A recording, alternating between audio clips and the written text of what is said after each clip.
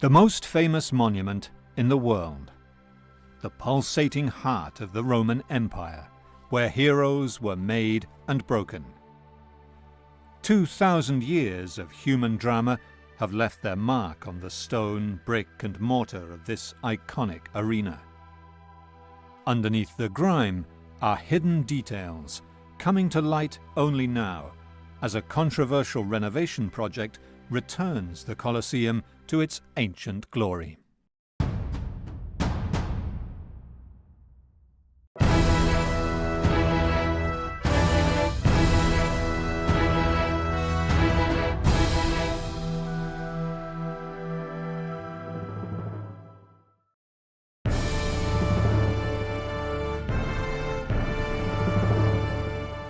This is Rome, the eternal city, the center of the greatest empire of the ancient world. At its heart was the Colosseum. 2,000 years after it was built, this iconic monument is in dire need of repair. Through a unique public-private partnership, the Colosseum is getting a historic facelift. I think that beyond being a pleasure, it is also a duty to do these things. The Colosseum is a symbol that represents Italy. It is a monument that everyone worldwide loves. Today, restorers carefully strip away centuries of grime to reveal the Colosseum in its original colors. The scaffolding stretches to the top of the imposing monument. A lift takes workers up 55 meters to one of the most stunning views of the city. Beneath this layer of dirt, taking away and freeing the monument and making it more beautiful aesthetically, there are still many things to discover. Rome is the most famous city in the world. Millions of tourists each year come to visit the Vatican, heart of the Catholic faith, and admire Rome's ancient ruins. This monument fascinates because of its uninterrupted history. People came here continuously, except for a few periods, a continual use, a continual transformation. Although the Forum was ancient Rome's political center, it was the Colosseum that Romans loved, where the emperors paid for quality entertainment to win the hearts of the citizens. Construction began around 70 AD and ended 10 years later. 80,000 spectators watched gladiatorial games every day for 100 days to inaugurate the arena, a celebration fit for the greatest of all amphitheaters.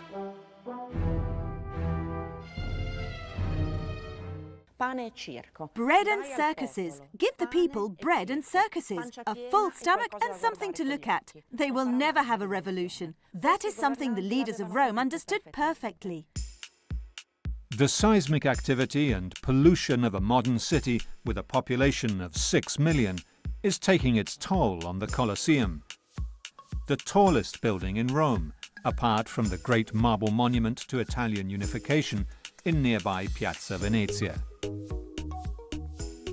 Traffic in the heart of Rome is a constant threat to the ancient monuments. In a 3-year, €25 million restoration project, scientists, engineers and artisans are meticulously cleaning and repairing the massive monument and preserving the historic arena for future generations. Cinzia Conti is in charge of the massive task, which involves using the tiniest hammers and brushes to carefully chip, wash and repair grime and damage that threatens the structure. The surface of the Colosseum is 22,452 square meters. It is an old monument, but it is in good shape. It is solid. The organization of the construction site requires that we see what there is underneath the soft deposited layer. One man who is often in the public eye has taken the fate of the Colosseum to heart and battled through layers of Italian bureaucracy to preserve it. The owner of luxury shoe and leatherwear brand Tod's, Diego della Valle, has put his name on the line to restore the Colosseum and, in the process, realized a dream that goes back to his youth. I saw the Colosseum as a young boy. We went on a school trip and we left this small town in a bus and we arrived in Rome after a very long trip. And when I saw the Colosseum, it was this giant thing and I never forgot it. Every time I go to Rome and pass the Colosseum on my way to the airport or somewhere else, I see it and it pleases me that we are able to lend a hand and save something so emblematic. Across Italy, major monuments are being restored with the help of discreetly branded sponsorship. You have a lot of people that say, I want to contribute, and ultimately, I'd like to be recognized for making that contribution. And this is what happened in ancient Rome as well, except for they really put their names on the monuments. Critics warn against seeing these gestures as pure altruism. In exchange for his €25 million contribution, Della Valle gets the right to use the logo of the monument on his products for years to come, and print his company's logo on the back of the Colosseum's entry tickets, marketing and advertising potentially worth millions. It is not a given, however, that he will do so. It is important to do it for the country and get nothing in exchange, because it is a strong symbolic gesture. In the Anglo-Saxon world, those who do this sort of operation, sometimes they have sponsorship, or sometimes they study the mechanisms for how it can be useful for their group. Normal things that I think are good to do. But in our case, it was just a case of, we are Italians. Here we are. Our country gave us a lot. We are proud to be Italians and happy to help the Colosseum.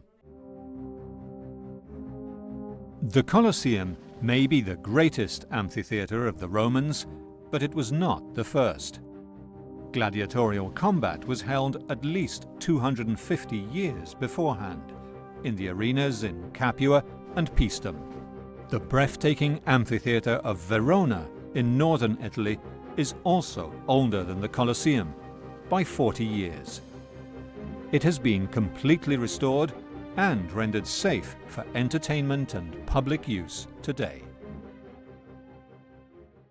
C'era stato qualcosa d'altro dal punto di vista degli anfiteatri. There were other amphitheatres before the Colosseum. The Verona Arena is interpreted from a historical standpoint as a step in the evolution of the amphitheatre, and it was important for the construction of the Flavian Amphitheatre, which is the biggest of the Roman world. Grande del mondo romano. These ancient amphitheatres, incredibly all built before Rome's arena, shed light on the past, present and future of the Colosseum.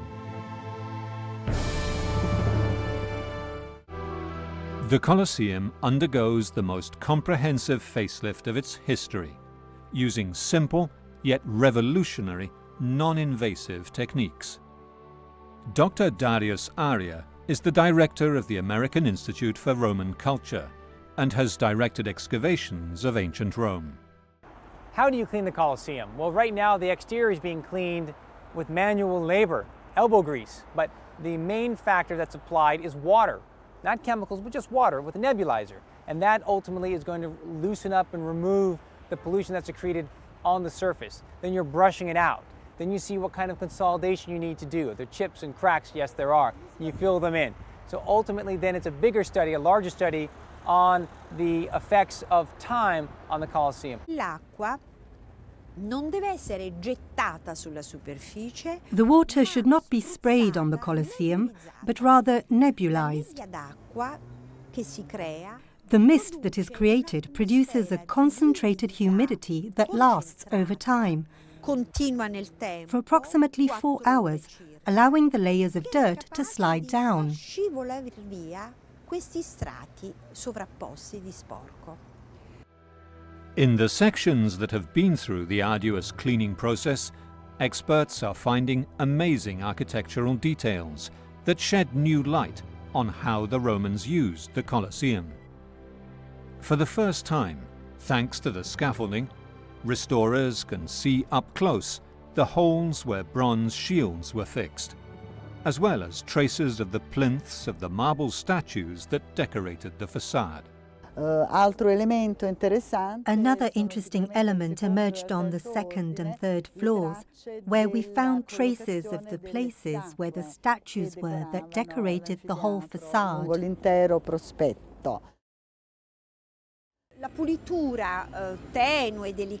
The delicate and prudent cleaning reveal this rubric.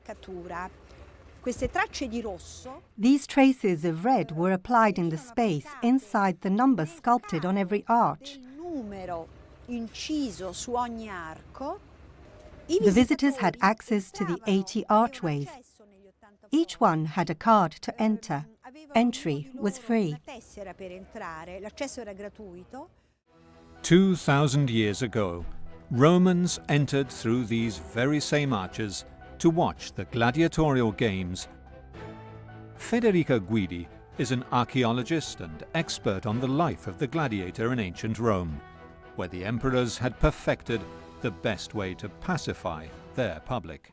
The Romans loved the games, whether they were rich or poor.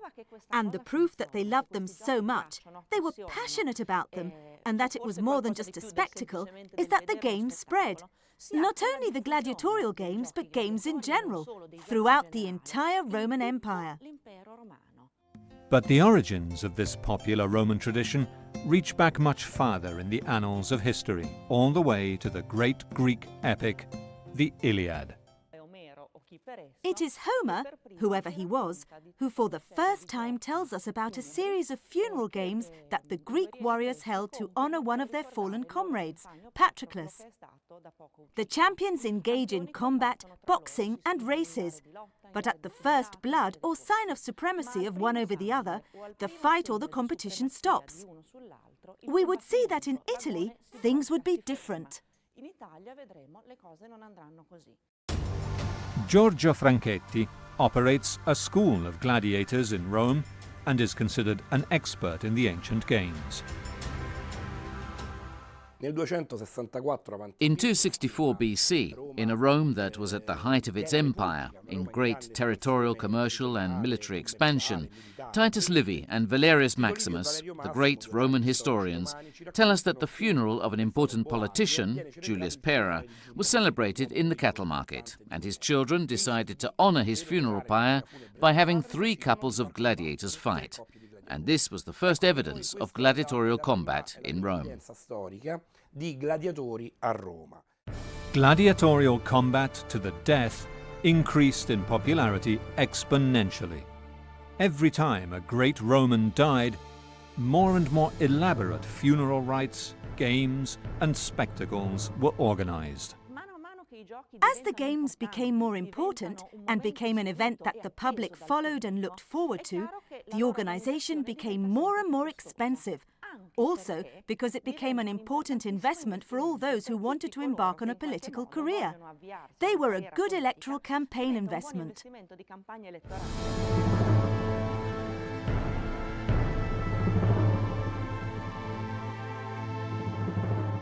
The organizers of these grand shows were called lanistas, and they rented their services for the most elaborate events, which were wildly popular with the Roman public and a prime political opportunity.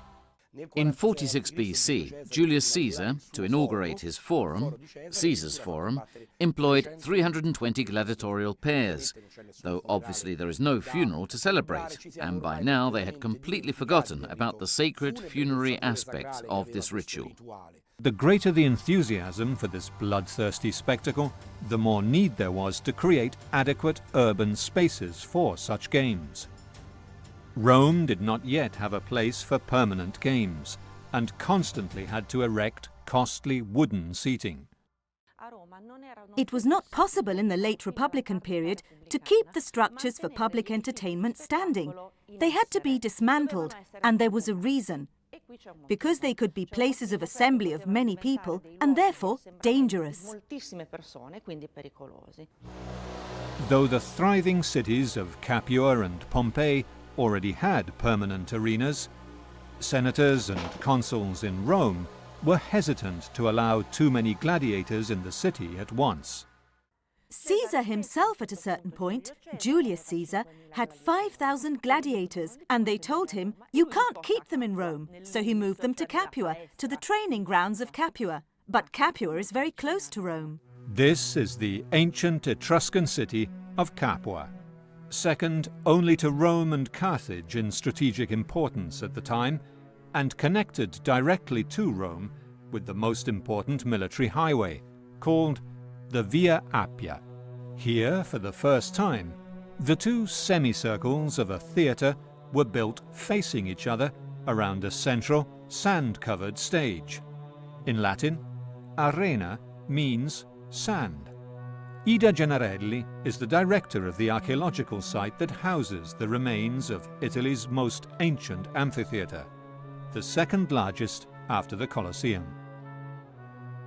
The Campagna Amphitheatre of Capua was built by the veterans' colony of Capua in the 1st century AD. It has an enormous arena, 164 by 144, and it is built on 3 layers. These arches are made of travertine, and there is an attic with windows. For thousands of spectators to all be able to see the show, they had to be seated around it and upwards, as in a football stadium of today. It was an enormous feat of engineering at the time. The construction techniques of the Romans are well known. They built everything: aqueducts, amphitheatres, roads. So they were great engineers, and obviously they put all their professionalism into the amphitheatre, thanks as well to the slaves they had at their disposal. So you have to imagine the thousands of people that were required to build this huge amphitheatre. Capua was also the first permanent arena built of bricks, mortar and stone, with richly decorated interiors and seating, setting the style of Roman arenas for centuries. While Capua's arena is the oldest and is no longer used for entertainment, the amphitheatre of Verona, far to the north of Italy, is an example of an arena that still functions as a place of entertainment.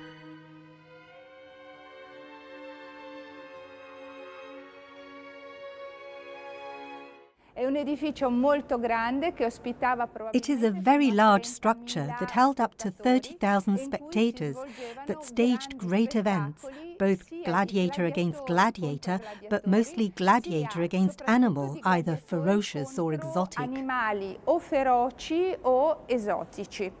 The peaceful period after the rise of the Emperor Augustus saw great expansion and new colonies, and with them the spread of gladiatorial games in arenas, by now the hallmark of the Roman Empire.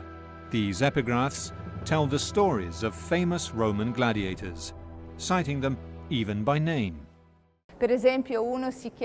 For example, one was called Generous because he was very brave, and he died after fighting in many battles here in Verona, but he died invictus, without ever having been defeated. Another was called Pardon because he moved in a way that was very feline.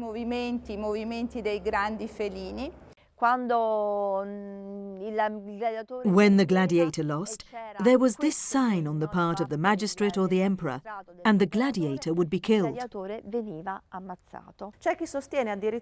There are those who say the thumbs down sign that has been cited very few times by the sources, that it might have been a gesture like this.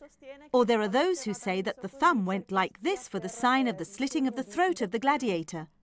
But the fact is that it is the emperor who had the power to decide the life or death of the defeated gladiator. Effettivamente è vero, dare o togliere la vita al gladiatore sconfitto. And they had their throats slit right there, in front of everybody.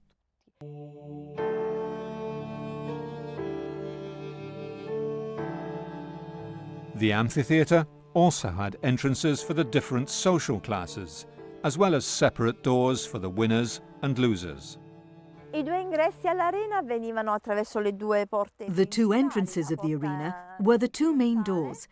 The triumphant door that faced the city where the parades came into the arena, and the door of the losers, the Libitina door. The intermediate corridors where spectators moved through to their places were called vomitoria, and they were richly decorated, as evidenced by the original pieces housed in the Capua Museum. There was this illusion that they were all equal. I could be next to someone who was important. I could be no one or someone. All there together rooting for our favourites.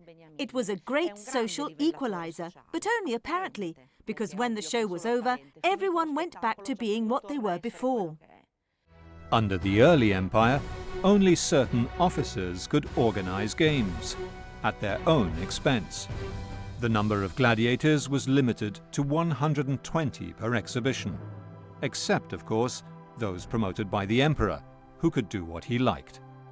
Every time one of Augustus's successors needed a surge in popularity, he took gladiatorial combat to new heights. The arenas were the venue, and they too had to be spectacular.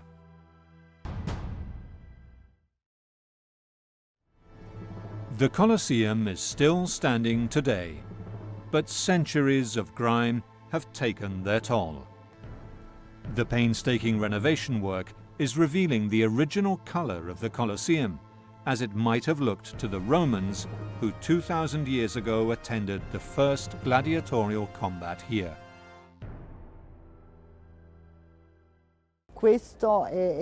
This is really the fulcrum of this city, and it continues to be. And there is a destiny to this place, to be the place of combat, also ideological.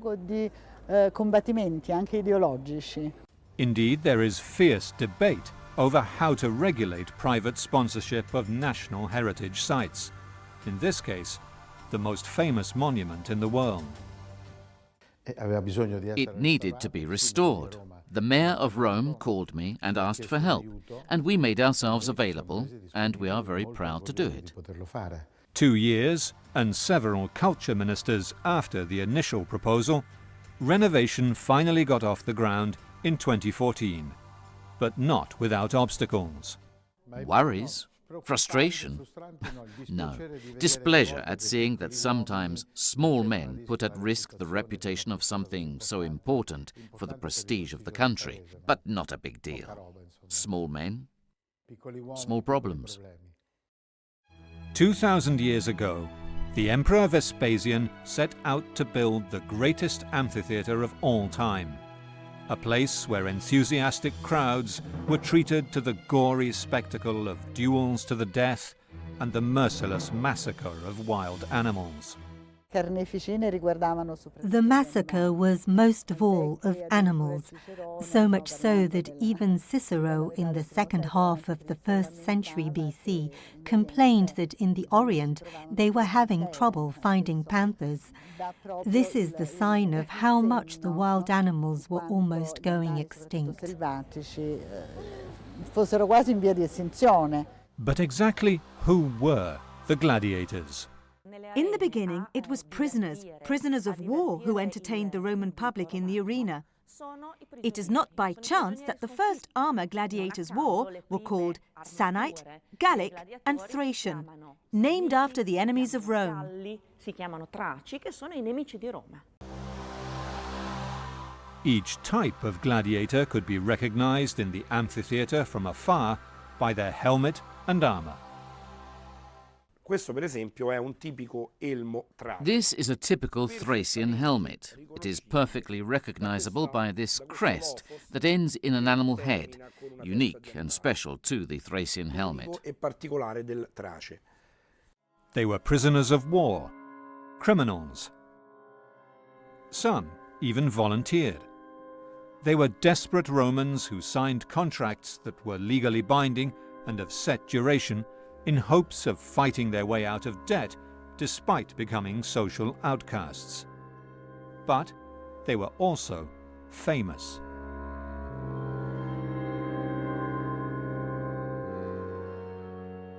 Mettevano la loro vita appunto nelle mani.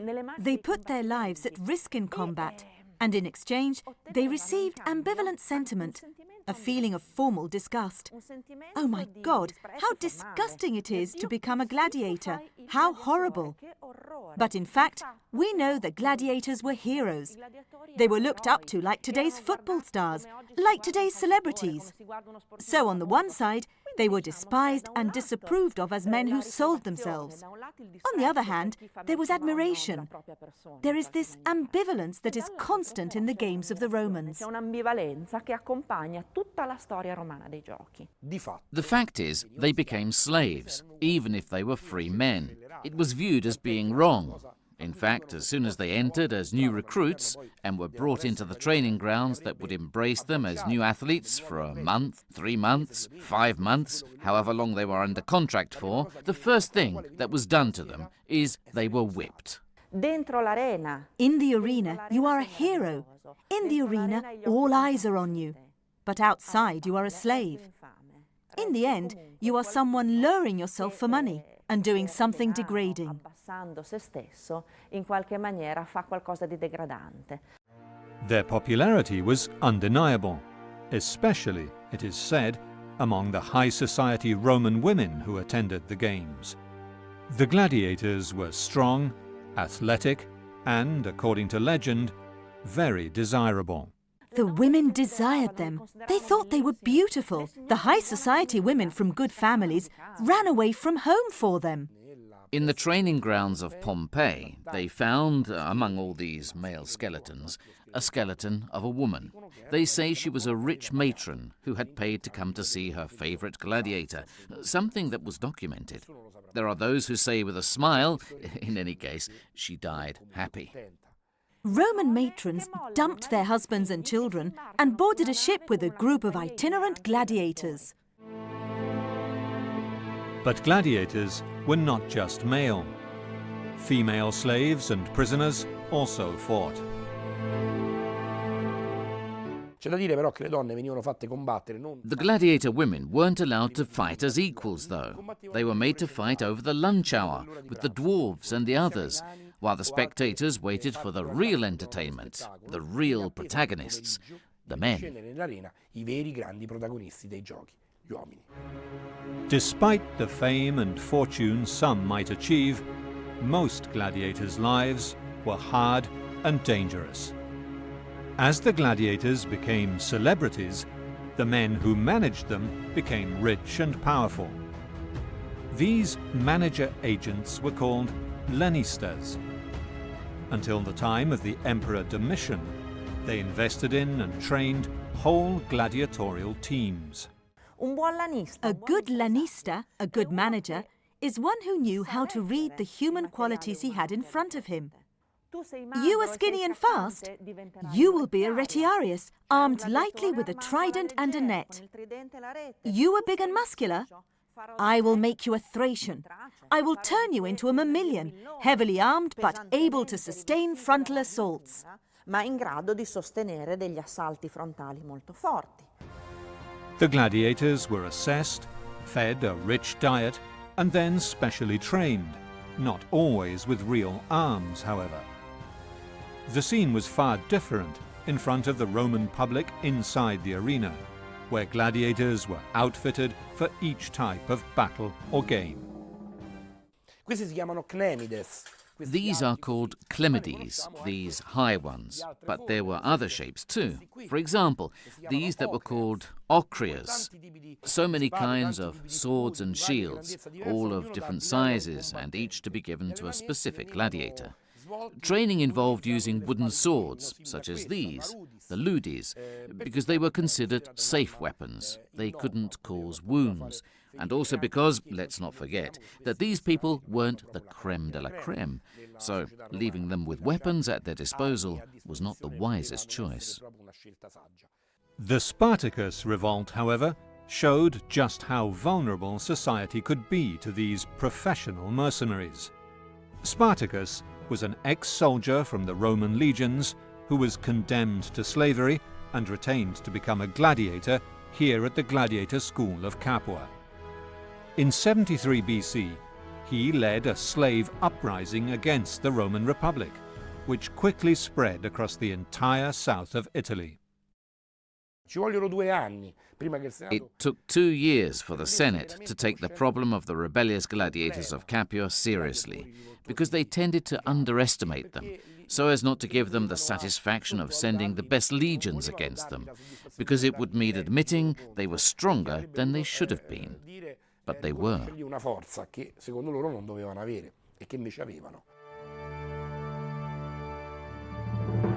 The impressive underground labyrinth of the Capua Arena has only become accessible for viewing recently.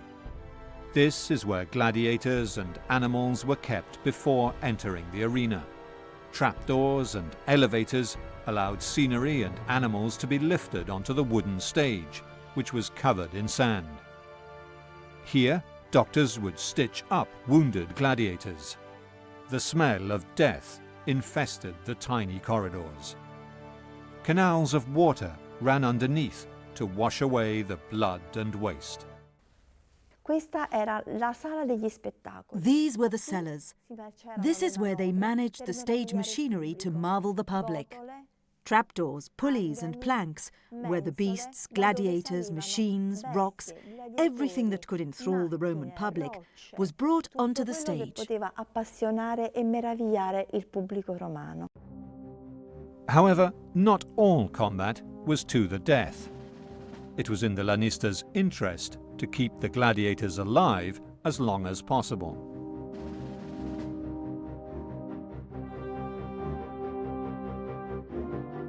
The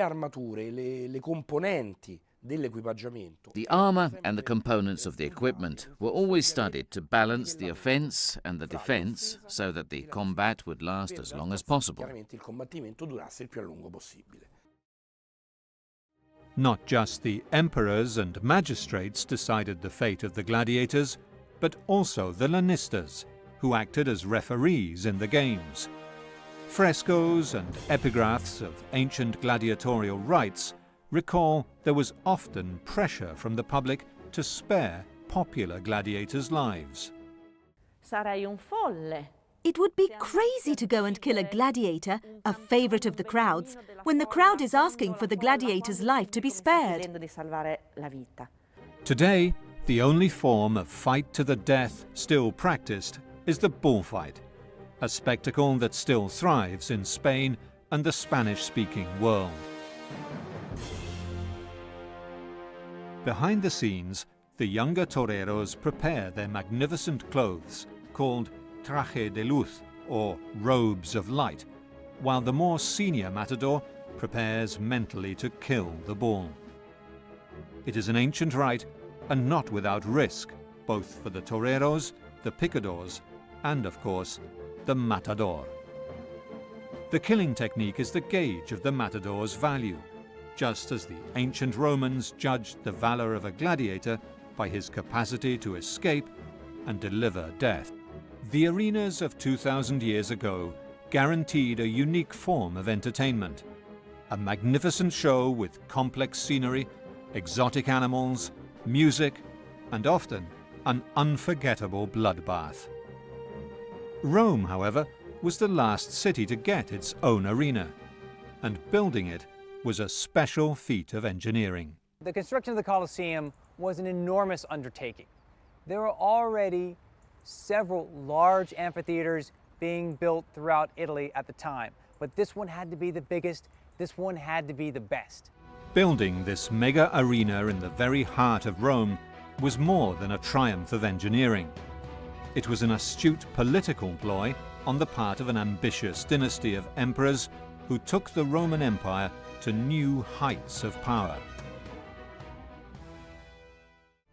Nearly 500 years after the earliest gladiatorial combats were recorded, Emperor Vespasian, first of the Flavian dynasty, had a unique opportunity to build an arena in the heart of the empire's capital city, but also to destroy the memory of his predecessor, Nero.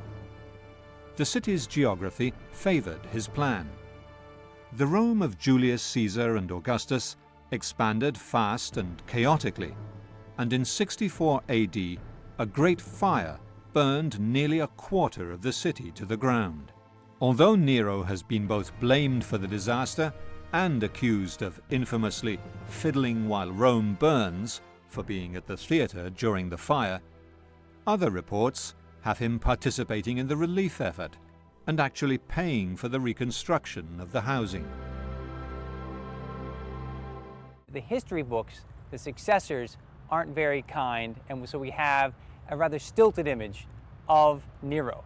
But Nero was a person who modernized the city, gave it new infrastructure, gave it a new fire code. After the big fire of Rome in 64, many areas became available to build on because the fire had destroyed most of Rome, so Nero took advantage. For the first time, urban planning was applied to the chaotic city with wider streets and brick buildings. But Nero also carved out a huge area for a new palace, which extended onto the Opium Hill to the north, the Palatine Hill to the west, and the Caeline Hill to the south. He called it the Domus Aurea, the Golden House. Between the buildings stood a massive square pool. In the enormous entrance to the palace, he built a huge statue of himself as a colossus, a giant. But over time, bit by bit, the Domus Aurea and the grounds around it were all dismantled. So we have very little to see. When Nero was deposed shortly afterwards, the house was abandoned.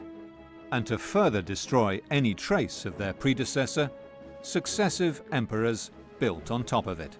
Roman architects had mastered the art of civil engineering, with bridges, aqueducts, and roads. And now, a space in the city's heart became available to build in. Is done by teams of workmen that are very skilled. They've done this before. And this is ultimately something that is lost because we can't build something of this scale by hand. We do it with mechanized means and cranes and machines. This was all done by hand. This was all done by brute force and physical labor. And then when you're building your scaffolding, it's made out of wood. When you're hoisting up material, it's cranes that are made of wood with metal pins and ultimately ropes that are made by hand. This is how you build the Colosseum. The Forum stands in a valley beneath the Palatine Hill, where the imperial palace was. The palace dominated the Circus Maximus, the main chariot racing stadium, and today the venue for political rallies, soccer celebrations, and rock concerts. The Circus Maximus was enormous. It could accommodate hundreds of thousands of spectators at a time. Last built in its final phase by the Emperor Trajan, which is partially excavated, but it extended for over 500 meters.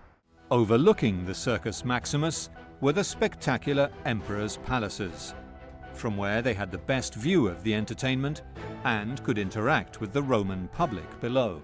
It was a great opportunity to communicate, and over time, the emperor always had a palace with a circus, also in Constantinople.